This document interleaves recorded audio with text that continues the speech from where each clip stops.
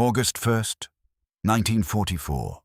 Noon, south of Avranches, France. The road trembles before the tanks appear. Dust rises from the narrow stone bridge at Pont-au-Beau, hangs in the hot Norman air, and turns the hedgerows pale grey. Somewhere ahead, beyond the bridge and the river, German territory is no longer a wall. It is a torn curtain. American Shermans push through the opening in grinding columns, engines roaring, tracks biting the road, crews coated in dust and sweat. Military police wave them onward with frantic arms because there is no room to stop, no room to turn, and no time to ask whether the maps still make sense. For 7 weeks, Normandy has been a killing cage of bocage fields, sunken lanes, snipers, mines, and German machine guns waiting behind every green wall. Men have measured progress in yards. Tank commanders have watched their vehicles burn in orchards smaller than a city block. Every village has required artillery. Every crossroads has demanded blood. Now the landscape has changed. The enemy line south of Avranches has buckled. The roads ahead do not end at another prepared German position. They run into Brittany, toward Rennes, toward the Atlantic ports, toward open country where armored divisions can finally breathe. At exactly noon, another change occurs, one invisible to the soldiers choking on dust beside the road, but one that will reshape the campaign. Lieutenant General George S. Patton's 3rd United States Army becomes operational. For weeks, his headquarters has waited behind the front, concealed not merely from the Germans, but from public view. Allied deception has depended on the Germans believing Patton remains across the Channel, preparing a second invasion against the Pas-de-Calais. German officers know his name. They remember North Africa. They remember Sicily. They regard him as the American general most likely to command the decisive blow. But Patton is not in England. He is in France, and the gate is open. At his headquarters, maps cover tables beneath canvas and low ceilings. Grease pencil arrows still point west, into Brittany. That is what the original invasion plan requires. 3rd Army is to sweep down the peninsula, seize ports at St. Malo, Brest, Lorient, perhaps the Quiberon Bay area, and create the logistical foundation for the armies that will later drive into Germany. It is a vast, carefully calculated scheme. Ports, railways, fuel dumps, unloading schedules, engineer plans, supply tonnage. The war has been organized around those colored arrows. Patton sees the arrows. He also sees the roads. The general moves with the restless energy that has made him famous and dangerous. His polished helmet, cavalry boots, ivory-handled pistol, and severe expression are more than theater. They are signals to an army that he intends to drive forward until something breaks. His officers know the principle he has repeated for years. Speed creates opportunities that caution destroys. Already, 8th Corps is moving toward Brittany. The 4th Armored Division and 6th Armored Division are eager to run. Their crews have endured the claustrophobia of Normandy and now feel the open country pulling them forward. The steel columns pour south and west, passing French civilians who emerge from farms and stone houses with bottles, flowers, tears, and warning gestures toward roads where isolated Germans may still be hiding. But the advance is becoming too fast for the neat machinery behind it. Telephone lines cannot be stretched quickly enough. Radio links fade as spearheads race beyond expected distances. Headquarters struggle to discover where their own armored divisions have gone. Messengers in jeeps follow fresh tank tracks through villages only to learn that the tanks passed hours earlier. Fuel trucks crawl into the same narrow lanes as ambulances, artillery tractors, supply vehicles, prisoners, and infantry still marching under heavy packs. Behind them, the bridge at Pont-au-Beau becomes a throat swallowing an army. Ahead, German commanders receive reports that grow worse by the hour. American armor is no longer merely probing. It is flowing south of Avranches in strength. German assault guns sent to block the roads are knocked out. Columns have appeared near Pontorson and Dol de Bretagne. What had been a breach is now becoming a flood. Field Marshal Gunther von Kluge understands what this means. The Americans must be stopped at the opening before Patton can pour an entire army through it. But Patton is already thinking beyond Brittany. He has been given a plan built for the expected war. In front of him stands an enemy beginning to lose control of the actual war.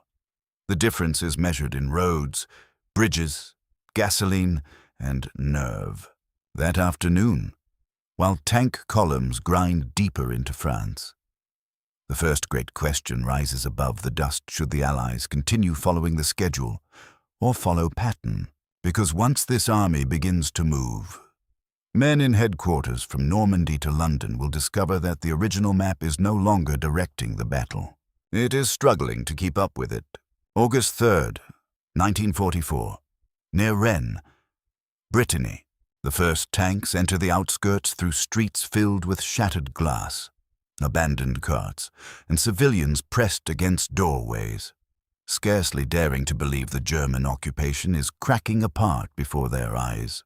Men of Major General John S. Wood's 4th Armored Division sit high in their Shermans, rifles across their laps, watching windows and church towers while flowers land on tank decks still warm from the road. The crews have moved so quickly that some French villagers stare at them in confusion. For years, liberation has been imagined as a distant thunder moving slowly across Europe. Instead, it arrives in a blast of exhaust, clattering tracks, and young Americans asking directions through dust-blackened faces. Rennes falls with startling speed. But for Patton, the capture of a city is never enough. A city is a point on a map. What matters is what lies beyond it, what roads are open, what enemy formations are exposed, what can be taken before German commanders understand that it is already lost. The official plan still pulls much of Third Army westward. Brittany contains the ports the Allies once believed they would need desperately: Brest, Lorient, Saint-Nazaire. Deep water harbors where ships could unload the mountains of fuel, ammunition, food, medical supplies, spare tracks, and artillery shells required for the final assault on Germany. Yet even as American armor turns into the peninsula, Patton feels the opportunity sliding away in another direction. East, across his headquarters maps, the German 7th Army is no longer holding a solid front. It is a battered mass trying to escape the wreckage of Normandy. Its routes of withdrawal run toward the Seine, toward Paris, toward any defensive line that can give it time to breathe. If American armor drives east fast enough, German divisions still fighting the British and Canadians to the north may find the road home closing behind them. Patton argues with the battlefield itself as his evidence. Why smash through every Breton fortress in sequence if the German army can be trapped in the open ports matter? Destroyed German divisions matter more. Orders begin changing as fast as staff officers can copy them. Major General Wade Highslip's 15th Corps is directed not deeper into Brittany, but eastward through Mayenne and Laval, toward Le Mans. The roads are crowded with armor, half-tracks, artillery batteries, tank destroyers, fuel trucks, ambulances, and captured Germans walking under guard with hollow eyes. American reconnaissance units dash ahead, testing bridges, scattering weak roadblocks, reporting village after village open or lightly defended. The pace is almost indecent after the misery of the hedgerows. Infantrymen who spent June crawling on their stomachs through mud and cow pastures now watch armored columns vanish beyond horizons they never reached in a day's fighting. Tank commanders sleep beside their vehicles for minutes at a time. Engines kept ready, maps folded against their knees. Mechanics repair tracks under moonlight while nearby French families carry bread, cider, eggs, and water into roadside fields. But the speed carries danger. Fuel is being burned faster than scheduled. Supply officers count gasoline cans as though counting hours of life. A Sherman without fuel is not an advancing weapon but a steel roadblock. Bridges may collapse. Roads may clog. Spearheads may race so far forward that supporting infantry cannot reach them before German troops cut in behind. Then, before dawn on August 7th, the Germans strike. At Mortain, east of Avranches, armored vehicles of German panzer divisions move through darkness and morning mist. Their objective is brutally simple: drive west to the sea, recapture Avranches, sever the narrow corridor through which Patton's army has escaped, and trap the American armor already racing across France. For Adolf Hitler, it is the blow that will restore the front. For the men guarding the corridor, it is a nightmare, arriving in engine noise and shell bursts. American positions around Mortain erupt under artillery fire. German tanks grind into villages and orchards. Telephone wires are severed. Rifle companies cling to high ground while smoke rises over the roads that carry nearly everything Patton needs: fuel, shells, replacements, orders, food. At headquarters, the report comes in like a fist against the table. The enemy is attacking the base of the breakthrough. A cautious commander might pull back the racing armored columns. He might halt the eastward movement, gather strength, protect the corridor, and return the campaign to a timetable that feels controllable. Patton does not intend to surrender momentum because Hitler has finally realized what is happening. Third Army will keep moving. The German attack at Mortain is dangerous, but it also reveals something fatal. The enemy is throwing tanks westward while American formations are sweeping behind him to the south and east. If the jaws close quickly enough, the German counterattack will not save an army. It will help trap one. August 8th, 1944, Le Mans, France. The city appears through a veil of dust and smoke, its church towers rising above tiled roofs, while American armored cars probe the streets ahead of the main columns. Le Mans is not merely another French city on the road east. It is a hinge. From here, the roads bend north toward Alençon and Argentan, toward the rear of the German armies still fighting for survival in Normandy. To Patton, the opportunity has sharpened into a weapon. His armored divisions have swept more than 100 miles through country the Germans no longer possess the strength to defend properly. Now the advance can turn like a blade. The sounds of the city mingle strangely with the war. Church bells begin ringing somewhere beyond the square. Civilians run alongside jeeps, calling out, waving cloth flags hidden for 4 years beneath floorboards and mattresses. Then a burst of gunfire cracks from an upper window, and American infantry scatter against walls while a tank turret rotates slowly, its gun lifting toward the source. Liberation is not clean. It arrives with flowers in one street and bodies in the next. Inside the moving headquarters of 15th Corps, Major General Wade Hylip receives the orders that will send his men north.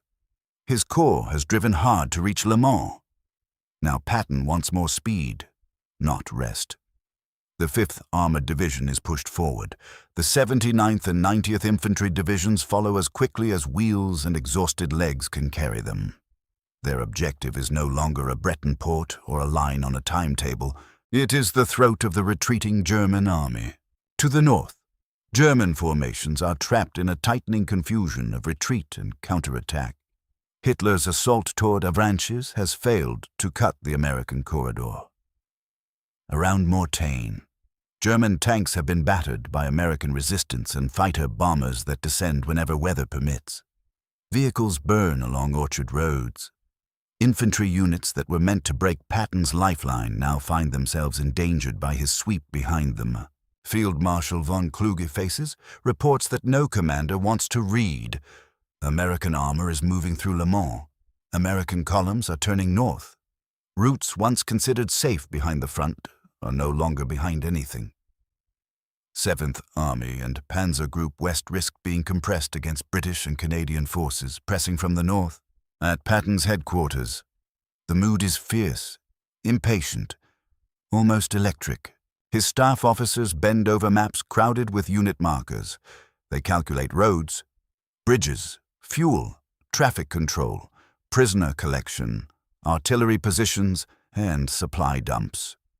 Yet every calculation becomes stale almost as soon as it is made.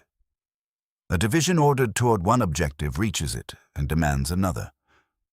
Reconnaissance squadrons report frightened German stragglers, abandoned transport, headquarters vehicles racing north, bridges not yet blown. The enemy is still dangerous, but he is no longer deciding the shape of the battle. Patton studies the gap between his spearheads and the Allied armies above them. Somewhere in that narrowing space lies the possibility of destroying the German force in Normandy. Not pushing it back, not forcing it to retreat, but enclosing it and crushing it. His orders carry the urgency of a man who believes minutes have become more valuable than battalions. Drive north. Take Alençon. Push toward Argentan. The armor responds. On the roads beyond Le Mans, American tanks roll past wrecked German trucks and overturned wagons, past dead horses swollen under the August sun, past French families standing silently beside burned farms. Crews eat from cans while moving. Drivers fight sleep with cold water poured over their heads. Radio operators strain through static for instructions that may already have been changed by the time they arrive. Then the German resistance stiffens. Near Alençon, enemy fire begins striking the lead elements. German commanders understand that this road cannot simply be surrendered. Anti-tank guns wait in concealed positions. Panzer forces are gathered to block the American thrust. Villages become strong points again, and the open chase begins turning into a collision. But the German reaction comes late.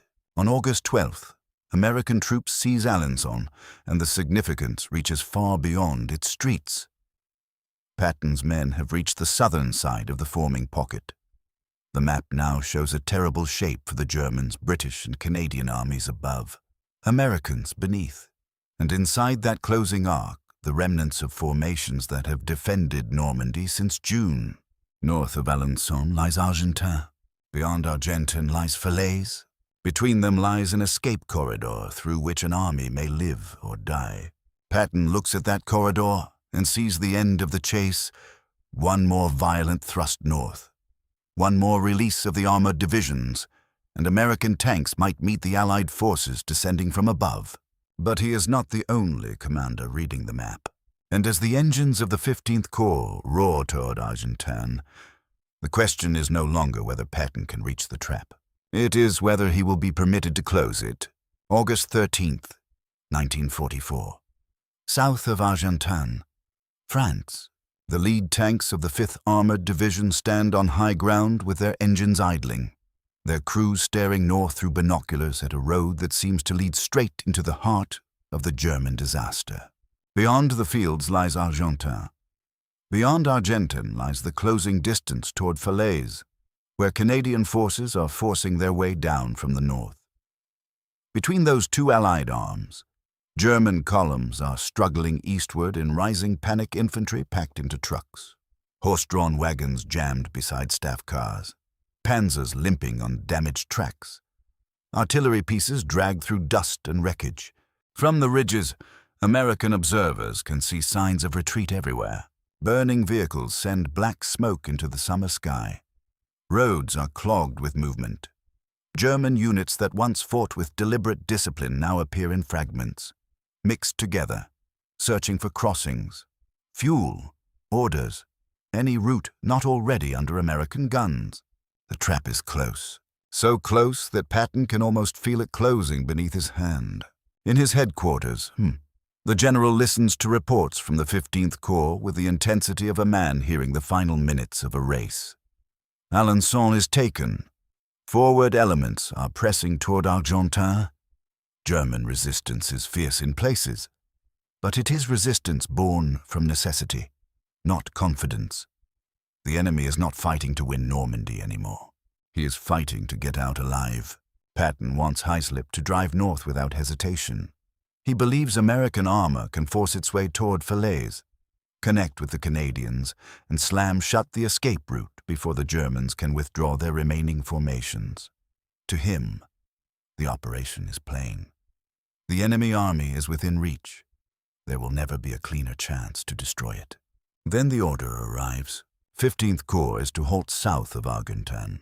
The words pass from headquarters to headquarters, from telephones to radios, from staff officers to commanders in half-tracks and jeeps. Men who have been racing for days suddenly hear that the forward movement is not to continue north. Positions are to be consolidated.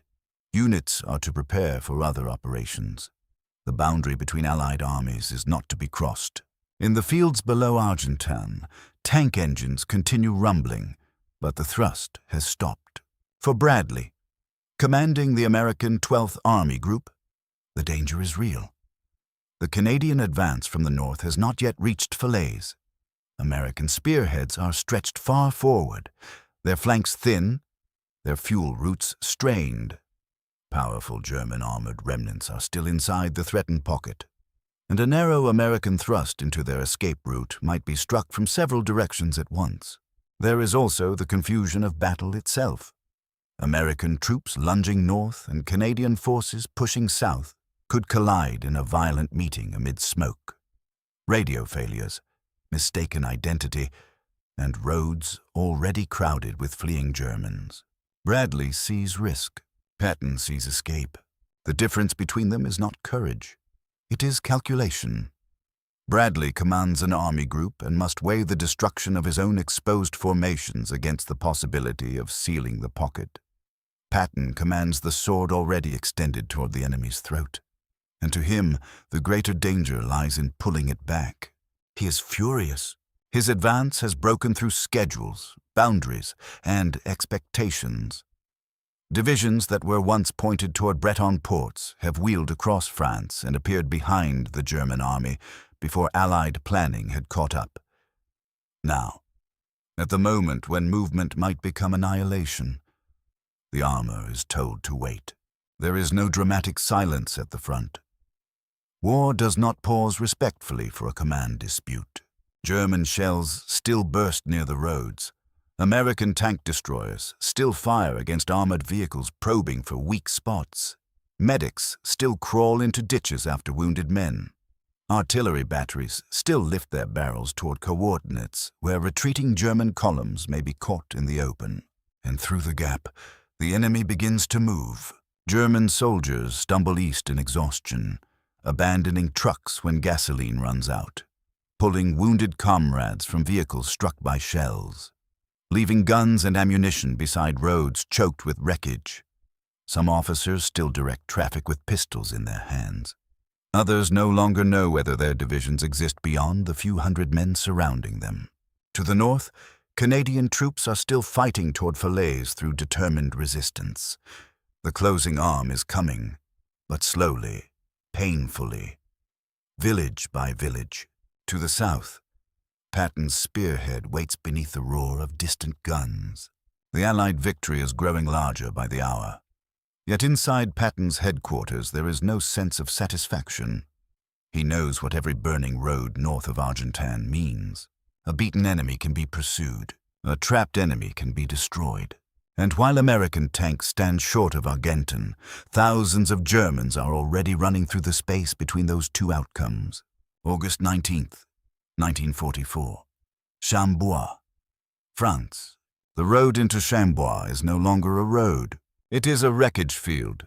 German trucks stand burned nose to tail, their canvas covers ripped open, ammunition scattered in ditches beside smashed bicycles, dead horses, overturned wagons, fuel cans, helmets, rifles, and the torn contents of an army attempting to force itself through a narrowing gap. The august heat settles over everything. Smoke hangs low above the fields. Artillery fire pounds the crossings and lanes leading east, each impact throwing earth and fragments of vehicles into the air.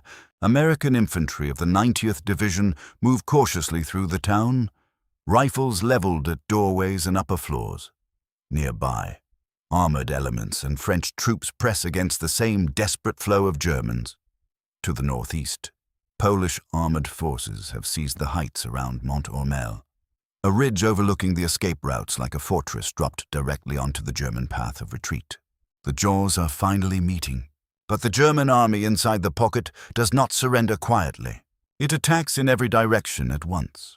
Columns trying to escape from the west crash into Allied roadblocks.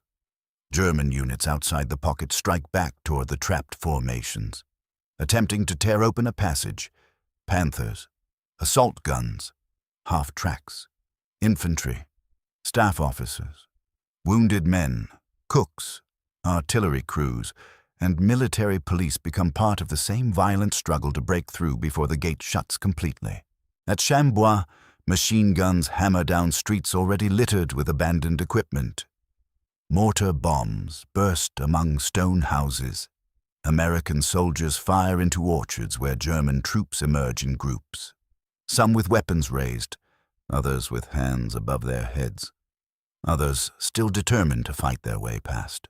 On Mont-Ormel, the Polish troops face something close to encirclement themselves.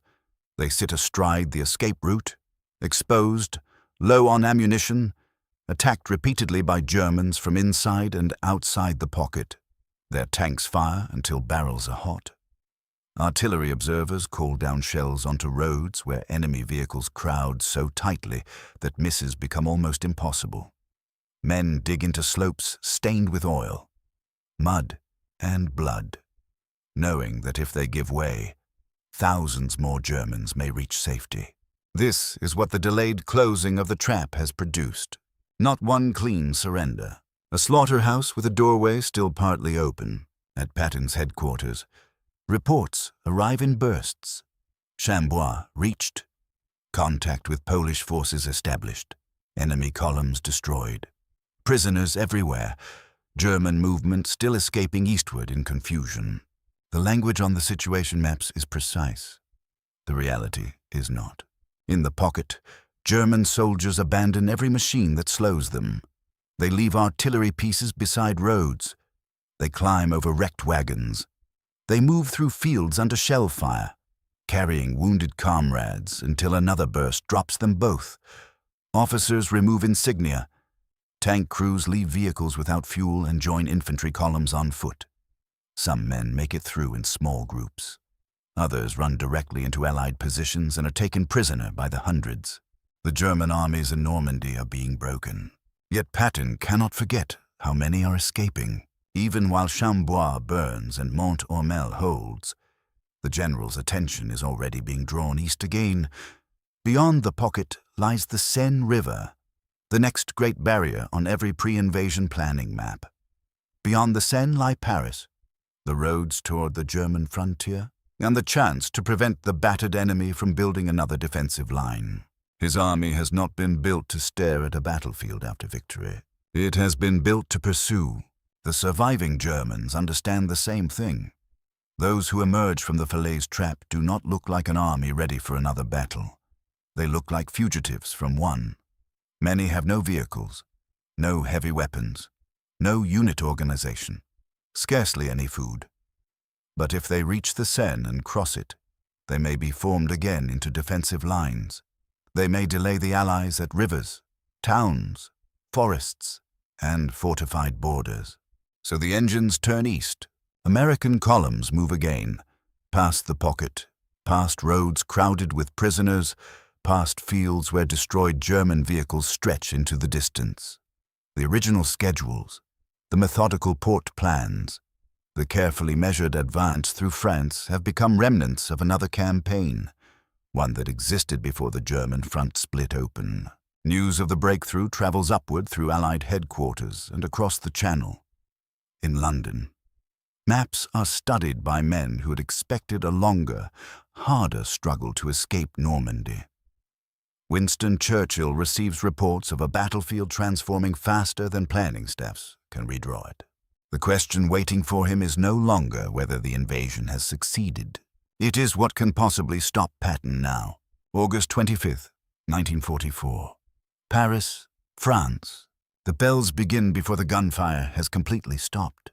Across Paris, from church towers and public buildings, bronze voices roll over streets that have known occupation, curfew, hunger, arrests, and fear. Crowds surge through boulevards waving French tricolors. Women embrace soldiers beside armored cars.